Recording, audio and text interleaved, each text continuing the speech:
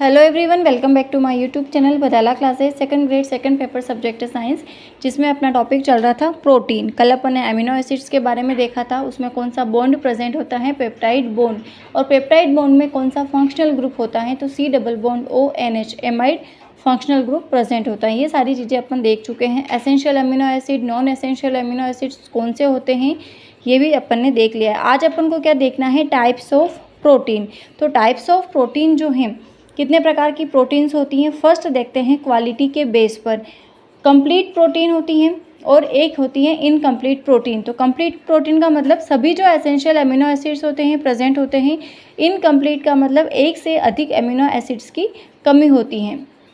Second simple compound और एक होता है डिराइव्ड प्रोटीन, मतलब व्युत्पन्न प्रोटीन। सरल प्रोटीन, संयुक्त प्रोटीन और व्युत्पन्न प्रोटीन। फर्स्ट देखते हैं सिंपल प्रोटीन, सरल प्रोटीन, क्योंकि इनके एग्जाम्पल्स पूछे जाते हैं। केवल प्रोटीन भाग ही प्रेजेंट होता है।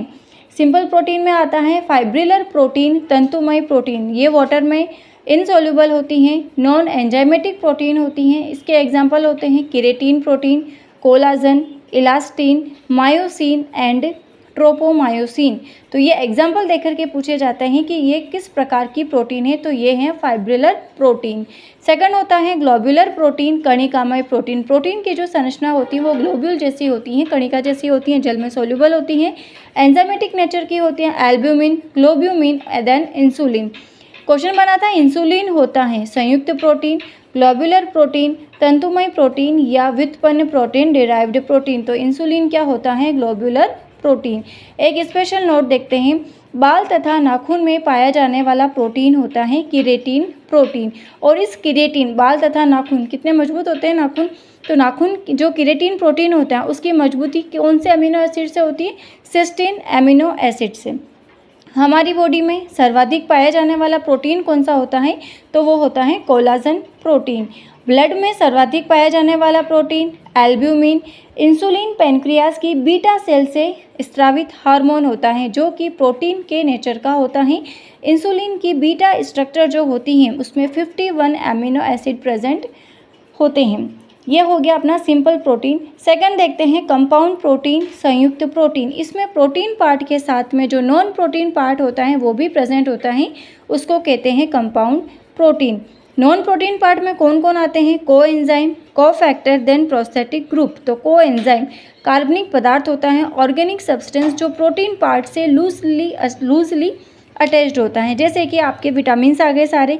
कोफैक्टर इनऑर्गेनिक अकार्बनिक सब्सटेंस होता है जो प्रोटीन पार्ट के साथ लूजली बंधे हुए होते हैं, जैसे कि मेटल्स। प्रोस्थेटिक ग्रुप इनऑर्गेनिक या ऑर्गेनिक सब्सटेंस जो प्रोटीन पार्ट के साथ टाइटली अटैच्ड होता है, जैसे कुछ भी हो सकता है प्रोस्थेटिक ग्रुप में। तो ये अपन ने क्या देखा है। आगे आता है नॉन प्रोटीन पार्ट के बेस पर ये जो प्रोटीन्स होती हैं नॉन प्रोटीन कौन कौन सी होती हैं, लिपोप्रोटीन, सेल मेम्ब्रेन, न्यूक्लियोप्रोटीन में ribosome protein plus RNA, chromoproteins, non proteins में पोरफायरिन, हीमोग्लोबिन, हिमोसाइनिन जो होता है वो ऑर्थोपोडा का पिगमेंट होता है, साइटोक्रोम। मेटेलोप्रोटीन्स में जो नॉन प्रोटीन पार्ट्स और सारी मेटल्स आ जाती हैं, ग्लाइकोप्रोटीन्स जो होता है, एंड म्यूकोप्रोटीन्स में इसमें कार्बोहाइड्रेट्स आ जाता है, कार्बोहाइड्रेट्स। फॉस्फोप्रोटीन नॉन प्रोटीन पार्ट्स में फॉस्फोरिक एसिड, और इसके एग्जांपल्स होते हैं मिल्क प्रोटीन। कौन सी प्रेजेंट होती है मिल्क में protein, casein. Milk sugar, lactose present होती है, शुगर। आगे पढ़ेंगे अपन कार्बोहाइड्रेट्स, तब कंप्लीट स्टडी करेंगे। बहुत इजी सा क्वेश्चन है, मिल्क में कौन सी प्रोटीन प्रेजेंट होती हैं, और मिल्क शुगर होती हैं लैक्टोज, और प्रोटीन होती हैं केसिन। आगे देखना है name of enzyme and related जो मेटल्स होती हैं। डायरेक्ट क्वेश्चन पूछा जाता है।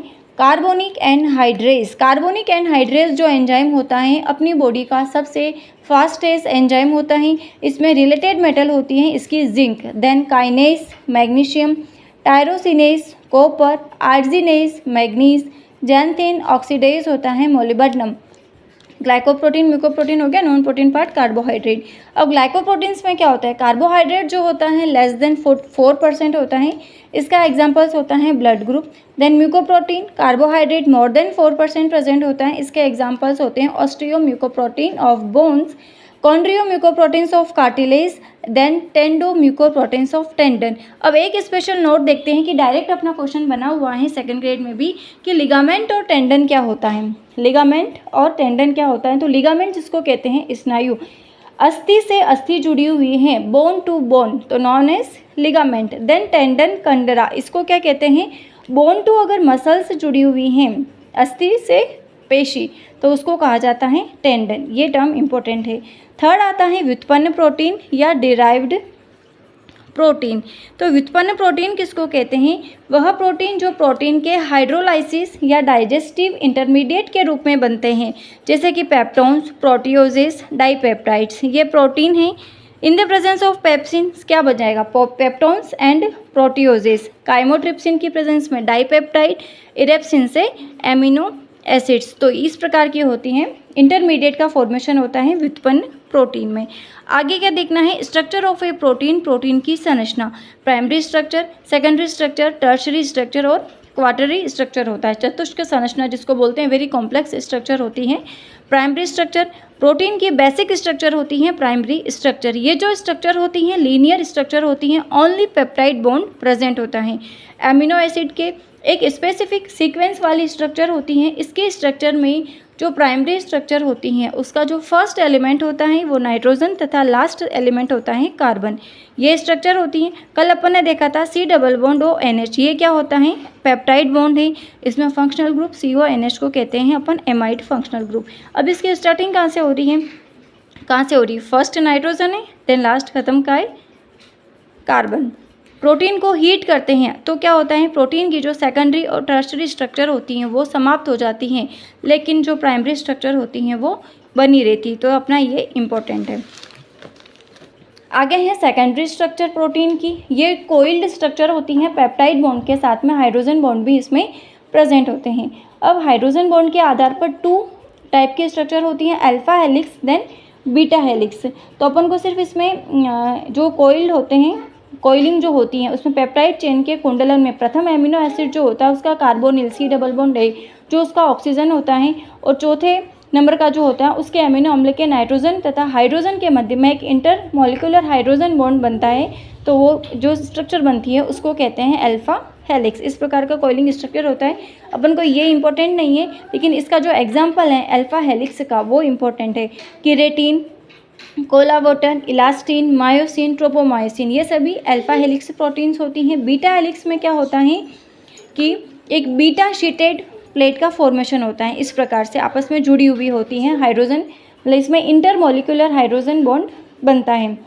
तो इंट्रा मतलब क्या होता है कि एक ही कंपाउंड के मध्य बनेगा, जबकि इंटर मतलब कि 2 के बीच में जब हाइड्रोजन बॉन्डिंग होती है 2 कंपाउंड के बीच में, तो इंटरमॉलिक्यूलर हाइड्रोजन बॉन्डिंग कहते हैं। तो इंटरमॉलिक्यूलर हाइड्रोजन बॉन्डिंग से बीटा हेलिक्स स्ट्रक्चर का फॉर्मेशन होता है, और इसका एग्जांपल होता है सिल्क प्रोटीन। ये इंपॉर्टेंट है, beta helix protein, secondary structure silk protein. Third आता है टर्शरी स्ट्रक्चर, तृतीयक संरचना।